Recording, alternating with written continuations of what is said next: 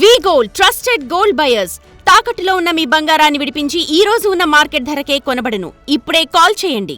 తెలంగాణలో స్థానిక సంస్థల ఎన్నికల నిర్వహణపై ప్రస్తుతం న్యాయపరమైన వివాదం కొనసాగుతోంది. తెలంగాణ ప్రభుత్వం బీసీ రిజర్వేషన్లను 25% నుంచి 42%కు పెంచుతూ జారీ చేసిన జీవో నంబర్ 9పై హైకోర్టు తాత్కాలిక స్టే ఇచ్చింది. హైకోర్టు ఆదేశాల కారణంగా రాష్ట్ర ఎన్నికల సంఘం స్థానిక సంస్థల ఎన్నికల ప్రక్రియను తదుపరి ఉత్తర్వులు వచ్చే వరకు నిలిపేసింది. అయితే హైకోర్టు అడ్డుకుంది 42% రిజర్వేషన్ల పెంపును మాత్రమే. కాబట్టి పాత విధానంలో స్థానిక సంస్థల ఎన్నికలు నిర్వహించుకునే వీలు రాష్ట్ర ప్రభుత్వానికి ఉంటుందని హైకోర్టు తన ఆర్డర్ కాపీలో స్పష్టంగా తెలిపింది. ఓపెన్ కేటగిరీలో సీట్లను నోటిఫై చేసి దామాషా ప్రకారం ఎన్నికలు నిర్వహించుకోవచ్చని హైకోర్టు తెలిపింది. ఇప్పుడు ఎన్నికల నిర్వహణపై రాష్ట్ర ప్రభుత్వం నిర్ణయం తీసుకోవాల్సి ఉంటుంది. ప్రభుత్వం 42% రిజర్వేషన్స్తోనే ఎన్నికలకు వెళ్లాలని నిర్ణయం తీసుకుంటే ఎన్నికలు ఇప్పట్లో జరిగేలా లేవు. లేదంటే హైకోర్టు సూచనకు లోబడి పాత విధానంలో ఎన్నికలు నిర్వహిస్తుందా అనేది ఇప్పుడు సర్వత్రా ఆసక్తిగా మారింది.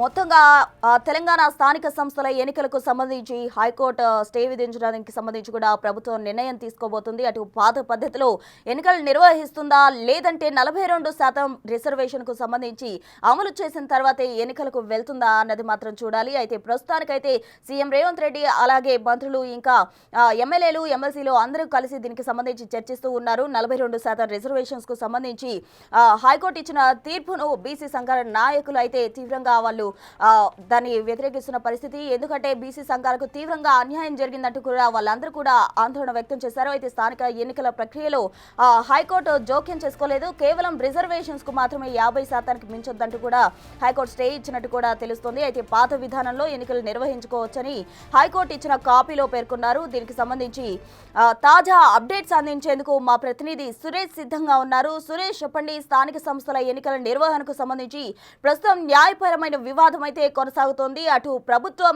ఎటువంటి నిర్ణయం తీసుకోబోతుంది? ఒకవేళ పాత పద్ధతిలోనే ఎన్నికలు నిర్వహిస్తుందా? ఒకవేళ 42% రిజర్వేషన్స్ అమలు కావాలంటే ఇంకా సమయం పట్టే అవకాశం ఉంది. కాబట్టి ప్రభుత్వం నిర్ణయం ఏ విధంగా ఉండబోతుందంటారు?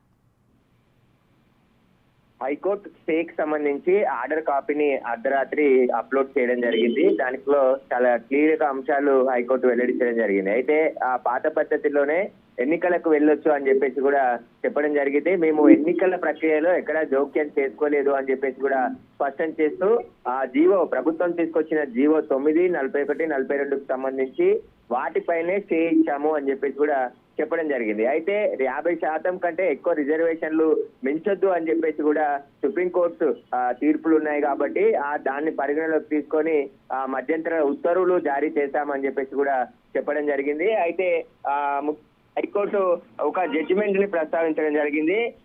వికాస్ కిషన్ రావు గవాలి కేసులో పరిగణలోకి తీసుకొని జీవో 9, 41, 42లను నిలిపివేస్తూ మధ్యంతర ఉత్తర్వులు జారీ చేస్తున్నామని చెప్పేసి కూడా హైకోర్టు ఈ ఆర్డర్ కాపీలో చెప్పడం జరిగింది. ప్రతివాదులు లేవనెత్తిన అన్ని అంశాలపై మేము ఎలాంటి అభిప్రాయం వ్యక్తం చేయడం లేదు. ఎన్నికలకు ముందుకు వెళ్ళొచ్చు, అయితే రిజర్వేషన్లు 50%కు మించరాదు అని చెప్పేసి కూడా చెప్పడం జరిగింది. ఓపెన్ కేటగిరీలో నోటిఫై చేసి ఎన్నికలు నిర్వహించాలని చెప్పేసి కూడా ఆర్డర్ కాపీలో హైకోర్టు స్పష్టం చేసింది. బీసీలకు 42% రిజర్వేషన్లు కల్పిస్తూ ప్రభుత్వం జీవో 9 జారీ చేసింది. దాని కారణంగా రిజర్వేషన్లు 67%కి పెరిగాయి. కాబట్టి జీవో జారీ చేయక ముందే ఎస్టీలకు 15%, ఎస్టీలకు 10%, ఓబీసీలకు 25%, మొత్తం 50% రిజర్వేషన్లు ఉండగా ఇవి వికాస్ కిషన్ రావు గవాలి కేసులో సుప్రీంకోర్టు విధించిన 50% పరిమితికి లోబడి ఉన్నాయి. ఓబీసీలకు రిజర్వేషన్లు కల్పించే ముందు కృష్ణమూర్తి కేసులో కూడా పేర్కొన్న ట్రిపుల్ టెస్ట్ విధానాన్ని ఖచ్చితంగా అమలు చేయాల్సిందే అని చెప్పేసి కూడా హైకోర్టు చెప్పడం జరిగింది. ట్రిపుల్ టెస్ట్ కు అనుగుణంగానే రాష్ట్రంలో వెనుకబడిన వర్గాలపై సర్వే నిర్వహించడానికి ప్రత్యేక కమిషన్ ఏర్పాటు చేసి కమిషన్ నివేదిక ఆధారంగా రిజర్వేషన్లు కల్పించినట్లు కూడా రాష్ట్ర ప్రభుత్వం హైకోర్టులో వాదనలు వినిపించడం జరిగింది. ఎస్సీ, బీసీలకు 50% పరిమితి అనేది కఠినమైన నియమం కాదని సవరించుకునే ఆ వెసులుబాటు కూడా ప్రభుత్వానికి ఉందని చెప్పేసి కూడా వాదనలు వినిపించారని చెప్పేసి కూడా ఆర్డర్ కాపీలో పేర్కొనడం జరిగింది. అయితే ఈ వాదనను సమర్థిస్తూ ఇందిరా సహాని జనహిత అభియాన్ కేసులకు ప్రస్తావిస్తూ ఆర్థికంగా వెనుకబడిన వారికి 10% రిజర్వేషన్లు కల్పించిన విషయాన్ని కూడా మా దృష్టికి ప్రభుత్వ న్యాయవాదులు తీసుకొచ్చారని చెప్పేసి కూడా చెప్పడం జరిగింది. ఎంఆర్ బాలాజీ కేసులో 50% నుంచి పరిమితి తప్పనిసరి కాదని వెనుకబడిన ఈశాన్య రాష్ట్రాల వంటి ప్రాంతాలకు ప్రత్యేక పరిస్థితితో మినహాయింపులు ఇవ్వచ్చు అని చెప్పేసి సుప్రీంకోర్టు పేర్కొందని చెప్పేసి కూడా వాదనలు వినిపించారని చెప్పేసి కూడా ఆర్డర్ కాపీలో చెప్పడం జరిగింది. ఇక ఏదైతే రాజ్యాంగంలోని అధికరణ 243 ప్రకారం సెప్టెంబర్ 29 ఎన్నికల సంఘం జారీ చేసిన ఎన్నికల ప్రక్రియలో జోక్యం చేసుకోలేదని చెప్పేసి కూడా హైకోర్టు స్పష్టంగా ఈ ఆర్డర్ కాపీలో చెప్పడం జరిగింది. పాత పద్ధతిలో ఎన్నికలకి వెళ్ళొచ్చు, ఎన్నికలు నిర్వహించుకోవచ్చు అని చెప్పేసి కూడా హైకోర్టులో ఆర్డర్ కాపీలో హైకోర్టు స్పష్టంగా చెప్పింది. కాబట్టి ఇప్పుడు ప్రభుత్వం ఎట్టి పరిస్థితుల్లో 42% రిజర్వేషన్ తోనే ఎన్నికలకు వెళ్లాలని నిర్ణయం తీసుకుంది. బీసీ సంఘాలు కూడా ఈ నెల 14న బంద్కు పిలుపునిచ్చాయి. ఖచ్చితంగా 56% జనాభా ఉన్న బీసీలకు 42% రిజర్వేషన్లు కల్పిస్తే తప్పేంటి, దాంట్లో నష్టం ఎవరికి వస్తున్నది అని చెప్పేసి కూడా బీసీ సంఘాలు ఆగ్రహం వ్యక్తం చేస్తున్నాయి. ఖచ్చితంగా ఎన్నికలు లేట్ అయినా పర్వాలేదు కానీ బీసీలకు రిజర్వేషన్లు కల్పించే ఎన్నికలకు వెళ్లాలని చెప్పేసి బీసీ సంఘాలు డిమాండ్ చేస్తున్నాయి. అయితే ఇప్పుడు ప్రభుత్వం హైకోర్టు ఆర్డర్ కాపీ అందిన తర్వాత ఇప్పుడు ఎలాంటి నిర్ణయం తీసుకుంటుంది? ఒకవేళ సుప్రీంకోర్టులో స్పెషల్ లీవ్ పిటిషన్ దాఖలు చేసి హైకోర్టు ఎన్నికల ప్రక్రియలో జోక్యం చేసుకుంది కాబట్టి దీన్ని కొట్టివేస్తూ ఆదేశాలు ఇవ్వాలని కోరే అవకాశం కనబడుతుంది. ప్రభుత్వం తరపున సీనియర్ న్యాయవాదులు సుప్రీంకోర్టులో వాదనలు కూడా వినిపించే అవకాశం కనబడుతుంది. ప్రభుత్వం అన్ని నిబంధనల ప్రకారమే సర్వే చేసి కులగణన చేసి ఏ కులంలో ఎంత జనాభా ఉన్నారో వారికి సంబంధించిన పూర్తి ట్రిపుల్ టెస్ట్ కూడా నిర్వహించి కమిషన్ నివేదిక ఆధారం తర్వాతే 22 నెలల పాటు ఎక్సైజ్ చేసిన తర్వాత ఈ జీవోని తీసుకొని రావడం జరిగింది. చట్ట సవరణ కూడా అసెంబ్లీలో చేసి గవర్నర్ కు ఆర్డినెన్స్ పంపించడం జరిగింది. గవర్నర్ దగ్గర పెండింగ్ ఉండడంతోనే మళ్ళీ జీవోని తీసుకొని రావడం జరిగింది. ఈ జీవో రాజ్యాంగబద్ధంగా అయినటువంటి జీవో, దీన్ని తప్పుపట్టాల్సిన అవసరం లేదు అని చెప్పేసి కూడా న్యాయవాదులు చెప్తున్నారు. కాబట్టి ఇప్పుడు ప్రభుత్వం ఏం చేయబోతుంది అనేది ఉత్కంఠగా మారింది.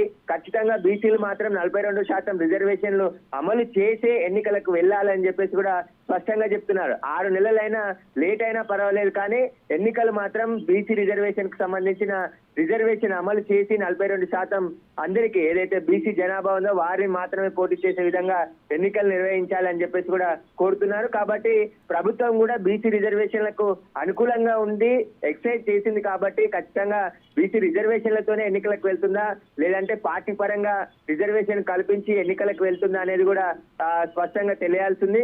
ప్రస్తుతం అయితే ప్రభుత్వం ఈ ఆర్డర్ కాపీ పైన సుప్రీంకోర్టుకి వెళ్లి స్పెషల్ లీవ్ పిటిషన్ వేసి ప్రభుత్వం తరపున వాదనలు వినిపించే ప్రయత్నం చేసే అవకాశం ఉంది. ఒకసారి ఎన్నికల ప్రక్రియ ప్రారంభమైన తర్వాత హైకోర్టు జోక్యం చేసుకునే అవకాశం లేదు. సుప్రీంకోర్టు ఆర్డర్స్ ఉన్నాయి. నిబంధనలకు విరుద్ధంగా హైకోర్టు ఎన్నికల నిలిపివేస్తూ స్టే ఇవ్వడం కరెక్ట్ కాదు అని చెప్పేసి కూడా ప్రభుత్వం వాదనలు వినిపించే అవకాశం కనబడుతుంది. ఇక సుప్రీంకోర్టులో ఎలాంటి వాదనలు జరుగుతాయి అనేది ఇంకా ప్రభుత్వం స్పెషల్ లీవ్ పిటిషన్ వేసిన తర్వాత తెలిసే అవకాశం కనబడుతుంది. ఇక బీసీ సంఘాలు కూడా సుప్రీంకోర్టుకు వెళ్లే ఆలోచనలో ఉన్నట్టు తెలుస్తుంది. ఖచ్చితంగా సుప్రీంకోర్టులో పిటిషన్లు వేసి ఇప్పటికే ఎవరైతే హైకోర్టులో బీసీ రిజర్వేషన్ వ్యతిరేకిస్తూ పిటిషన్లు వేశారో సుప్రీంకోర్టులో కూడా కేవై పిటిషన్ ని దాఖలు చేయడం జరిగింది. ఒకవేళ ఎవరైనా రిజర్వేషన్లపై పిటిషన్లు వేస్తే తమ వాదనలు కూడా పరిగణలోకి తీసుకున్న తర్వాతే ఆదేశాలు ఇవ్వాలని చెప్పేసి కూడా సుప్రీంకోర్టులో కేవైడి పిటిషన్ కూడా దాఖలు చేశారు. కాబట్టి సుప్రీంకోర్టులో విచారణకు వెళ్తే సుప్రీంకోర్టు డైరెక్షన్ ప్రకారం మళ్ళీ ఎన్నికలు జరిగే అవకాశం ఉంటుంది. లేదంటే 6 వారాల తర్వాత ఈ కేసుని మళ్ళీ విచారిస్తామని చెప్పేసి కూడా హైకోర్టు చెప్పింది. కాబట్టి ఆలోపు కౌంటర్ దాఖలు చేయాలి పూర్తికి సంబంధించి 4 వారాల్లో అని చెప్పి చెప్పడం జరిగింది. ఆ తర్వాత 2 వారాల్లో ప్రతివాదులు దానికి బదులుగా కౌంటర్ దాఖలు చేయాలని చెప్పేసి కూడా హైకోర్టు స్పష్టం చేసింది. కాబట్టి ఇప్పుడు ప్రభుత్వం వెయిట్ చేస్తుందా లేదంటే సుప్రీంకోర్టుకు వెళ్లి సుప్రీంకోర్టులో ప్రభుత్వం తరపు వాదనలు విని అక్కడి నుంచి సుప్రీంకోర్టు ఆదేశాల ప్రకారం ముందుకు వెళ్తుందా అనేది కూడా తెలియాల్సి ఉంది. సురేష్, అయితే ముందు నుంచి మీరు అన్నట్టు ప్రభుత్వం ఎప్పుడు కూడా 42% రిజర్వేషన్స్ తోనే ముందుకెళ్లాలి, స్థానిక సంస్థల ఎన్నికలు నిర్వహించాలని పట్టు మీద ఉన్న పరిస్థితి. మరి ఇప్పుడు తామాషా ప్రకారం ఎన్నికలు నిర్వహించుకోవచ్చు అంటూ హైకోర్టు సూచనలు చేసింది. మరి ఏ మాత్రమైనా అవి ఫాలో అయ్యే అవకాశం ఉందంటారా, లేదు అంటే 42% రిజర్వేషన్స్ వరకు వెయిట్ చేస్తారంటారా? అంటే ప్రభుత్వం సుప్రీంకోర్టులో స్పెషల్ లీవ్ పిటిషన్ దాఖలు చేయాలని నిర్ణయం తీసుకున్నట్టు తెలుస్తుంది. ఎందుకంటే ప్రభుత్వం తరపున సుప్రీంకోర్టులో పలు ఆర్డర్స్ ఉన్నాయి కాబట్టి సుప్రీంకోర్టులోనే తీసుకునే ఎందుకు ప్రభుత్వం సిద్ధమవుతున్నట్టు తెలుస్తుంది. బీసీలు కూడా ఖచ్చితంగా 42% రిజర్వేషన్ కల్పించిన తర్వాత ఎన్నికలు వెళ్ళాలి, ఎన్నికలకు లేట్ అయినా పర్వాలేదు అని చెప్పేసి కూడా బీసీ సంఘం నాయకులు చెప్తున్నారు. ఎందుకంటే న్యాయబద్ధంగా బీసీలకు రావాల్సిన వాటాన్ని అడ్డుకుంటున్నారు, నోటికాడి ముద్దను లాగేసుకుంటున్నారు అని చెప్పేసి కూడా చెప్తున్నారు. ఇప్పటి వరకు బీసీలకు వ్యతిరేకంగానే కోర్టులు తీర్పిచ్చాయి తప్ప ఎక్కడ అనుకూలంగా తీర్పు ఇవ్వలేదు అని చెప్పేసి కూడా ఓపెన్ గా బీసీ సంఘం నాయకులు చెప్తున్నారు. కాబట్టి ఇప్పుడు లోకల్ ఎన్నికలకు వెళ్ళాలంటే ఖచ్చితంగా పాత పద్ధతిలో వెళ్ళాలని ఇప్పుడు హైకోర్టు ఆర్డర్ కాపీలో స్పష్టం చేసింది. కానీ పాత పద్ధతిలో వెళ్తే బీసీలకు తిరిగి మళ్ళీ 24% రిజర్వేషనే ఉంటుంది కాబట్టి దాంతో అన్యాయం జరుగుతుంది. 42% రిజర్వేషన్ కల్పించి మళ్ళీ 24% పాత పద్ధతిలో వెళ్తే తీవ్ర నష్టం జరుగుతుంది. రాజకీయానికి అంటే విద్యా ఉద్యోగాల్లో రిజర్వేషన్లు కల్పిస్తే అది సుప్రీంకోర్టు అమల్లో ఆదేశాలు అమలు ఉంటాయి. కానీ రాజకీయంగా అలాంటి మెరిట్ అవసరం లేదు. ఎవరైనా చదువు రాని వారైనా చదువు వచ్చిన వారైనా ఎలాంటి వారైనా రాజ్యాంగబద్ధంగా ఎన్నికల్లో పోటీ చేసి గెలిపించే అవకాశం పొందే అవకాశం కూడా రాజ్యాంగంలో ఉంది అని చెప్పేసి కూడా నిన్న ఆర్ కృష్ణయ్య బీసీ సంఘం నాయకుడు మాట్లాడుతూ చెప్పడం జరిగింది. చదువు రాని వాళ్ళైనా కూడా ఎన్నికల్లో పోటీ చేయొచ్చు. ఇది రాజకీయంగా వెనుకబడిన వారికి మాత్రము ఈ బీసీ రిజర్వేషన్లకు సంబంధించి లబ్ధి చేకూరుతుంది తప్ప ఇక్కడ ఎవరికి ఎలాంటి నష్టం జరగదు. ఎన్నికల కొద్ది శాతం ఉన్న వారి కోసం 56% ఉన్నటువంటి బీసీలకు అన్యాయం జరిగితే చూస్తూ ఊరుకోము. తెలంగాణ కంటే తీవ్ర స్థాయిలో బీసీలు ఉద్యమం జరుగుతుంది. ఆ ఉద్యమం ద్వారానే మళ్ళీ మేము బీసీ రిజర్వేషన్ సాధించుకుంటామని చెప్పేసి కూడా బీసీ సంఘాలు ఆగ్రహం వ్యక్తం చేస్తున్నాయి. తెలంగాణ వ్యాప్తంగా నిన్నటి నుండి నిరసనలు చేస్తున్నారు.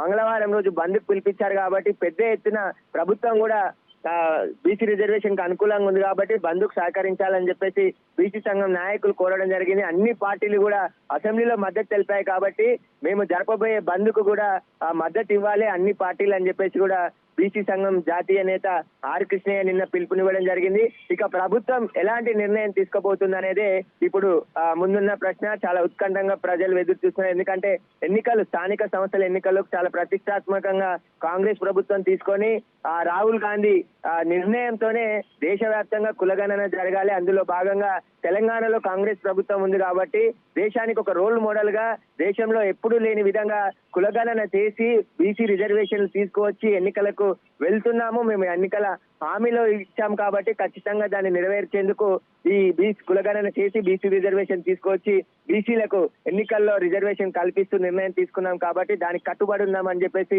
కాంగ్రెస్ ప్రభుత్వం చెప్తుంది. కాబట్టి ఇప్పుడు ప్రభుత్వం సుప్రీంకోర్టుకు వెళ్లి వాదనలు వినిపించి బీసీ రిజర్వేషన్లకు సంబంధించి అమలు చేసి ఆ తర్వాత ఎన్నికలకు వెళ్తుందా లేదంటే పార్టీ పరంగా రిజర్వేషన్లు ఇచ్చి టికెట్లు ఇచ్చి రిజర్వేషన్ ప్రకారం ఎన్నికలకు వెళ్తుందా అనేది కూడా తెలియాల్సింది. కాబట్టి స్పెషల్ లీవ్ పిటిషన్ సుప్రీంకోర్టులో వేయబోతున్నట్టు తెలుస్తుంది. కాబట్టి అక్కడ సుప్రీంకోర్టులో వాదనలు విన్న తర్వాత సుప్రీంకోర్టు డైరెక్షన్ ప్రకారమే ఎన్నికలు జరిగే అవకాశాలు ఎక్కువగా కనబడుతున్నాయి.